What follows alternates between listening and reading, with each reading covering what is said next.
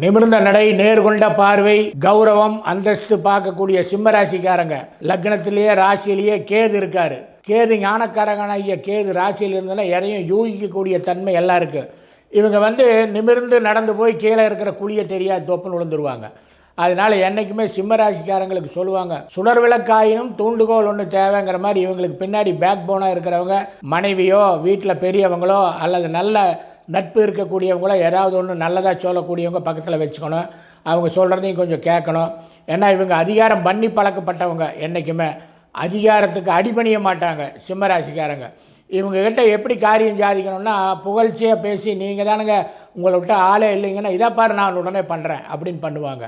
அந்த சிம்மராசிக்காரங்க இந்த மாதிரி பண்ணுறதுனால என்ன ஆகுன்னா, ஏமாற்றப்படுற போது ரொம்ப சீக்கிரம் பெட்டப் ஆயிடுவாங்க. ஐயோ நான் இந்த மாதிரி ஏமாந்துட்டேனே இப்படி செஞ்சுட்டேனே அப்படின்னு. அதனால் என்றைக்கு உஷாராக இருங்க. உங்கள் முகத்துக்கு நேராக புகழ்ச்சி பண்ணுறாங்க, உங்களை விட்ட ஆள் இல்லைங்கன்னு பாராட்டுறாங்கன்னா அவங்கக்கிட்ட எச்சரிக்கையாக இருங்க.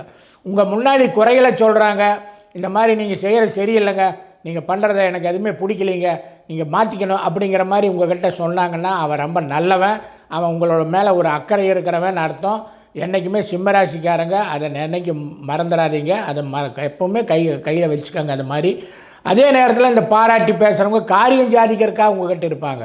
அதில் மட்டும் கொஞ்சம் கவனமாக இருங்க. ஆகான்னு நான் பார்த்துட்றேன் பார், உடனே போய் முடிச்சிட்றேன் பார் அப்படின்னு அந்த கெத்தாக போகிறது அதையெல்லாம் முடிஞ்ச வரைக்கும் தவிர்த்துக்கோங்க. தாயாருடைய உடல்நிலைமை கொஞ்சம் பாதிக்கப்படும். அப்படி தாயாருக்கு கொஞ்சம் கவனமாக பார்த்துக்கோங்க சிம்மராசிக்காரங்க. தகப்பனாருக்கு ஒன்றும் இருக்காது, அவர் பாட்டில் அவர் இருப்பார்.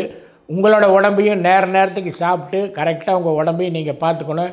ஏன்னா அங்கே அலைஞ்சேன் இங்கே அலைஞ்சேன்னு சொல்லி போட்டு சாப்பாட்டு விஷயத்தில் இதிலெல்லாம் நீங்கள் கவனக்குறைவாக இருந்து நினச்ச நேரத்தில் அன்டைமில் சாப்பிட்றதுனாலெல்லாம் இந்த டிசம்பர் மாதம் தேவையில்லாத மருத்துவ செலவுகளையும் சந்திக்க வேண்டியது வரும்.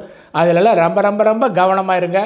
நட்பு விஷயத்தில் என்றைக்குமே பக்காவாக உஷாராக இருங்க நட்பு விஷயத்தில். ஏன்னா நட்பு விஷயத்தில் உங்கள்கிட்ட காரியம் சாதிக்கிறதுக்காகவே நண்பர்கள் பழகுவாங்க. இந்த டிசம்பர் மாதம் கொஞ்சம் எச்சரிக்கையாகவும் கவனமாகவும் இருங்க.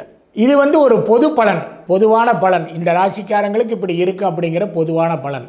ஆனால் ஒவ்வொருவருடைய தனிப்பட்ட ஜாதகத்துக்குன்னு பலன் இருக்குது. அதுதான் என்றைக்குமே சரியான பலனாக இருக்கும்.